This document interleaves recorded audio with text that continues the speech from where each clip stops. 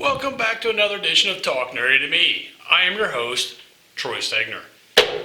Before we get started in this comic book review, I'm going to ask you to do one favor, just one.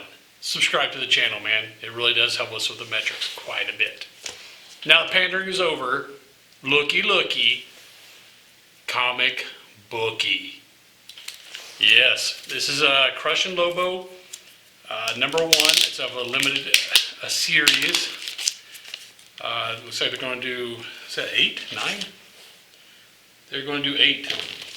This one is part of Pride Month, and if you didn't know, Crush is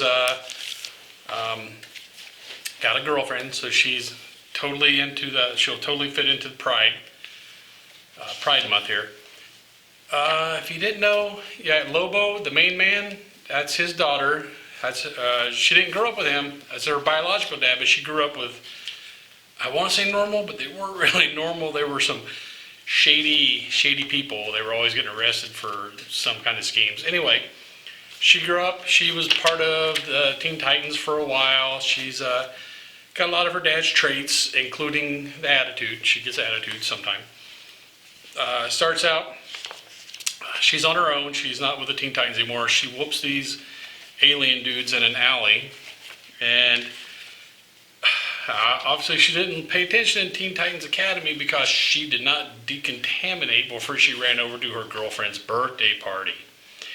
And something she tracked in with her, I guess, reacted with the candles and all the other stuff there. And it caused her birthday party to become toxic. So they her and her girlfriend kind of had a little split there.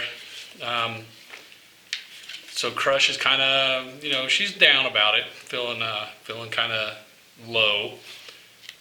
Red Arrow comes over and tries to get her out of the apartment. She's not going for it. She's just like, hey, nah, I'm fine, leave me alone. She gets a message from Dad, good old Dad there. He's in prison. And he says he's going through rehab and it's doing well for him.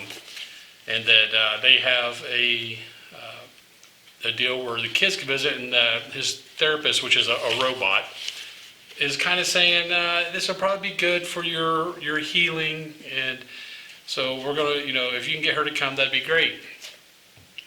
If you know anything about Lobo, he's not the sentimental type at all, so I'm guessing he's going to use her to break out of what I don't believe it said what prison he was in.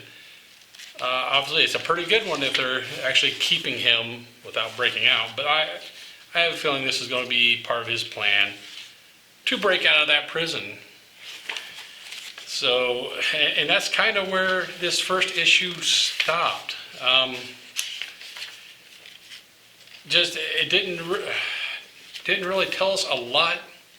Just kind of set up the fact, she's Crush is on the outs with her girlfriend because of the birthday party, and that Daddy is calling her to come and visit him in prison.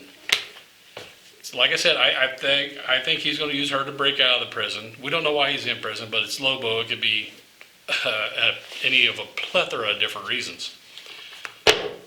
This one, I'm a huge Lobo fan, all the way back to Simon Bisley days.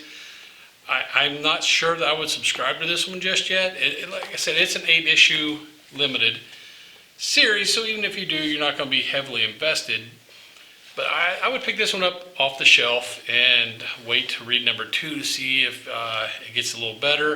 And if it does, then subscribe. So that is my review of Crush and Lobo numero 1. And if you enjoyed that video and would like to see more like it, subscribe to the channel.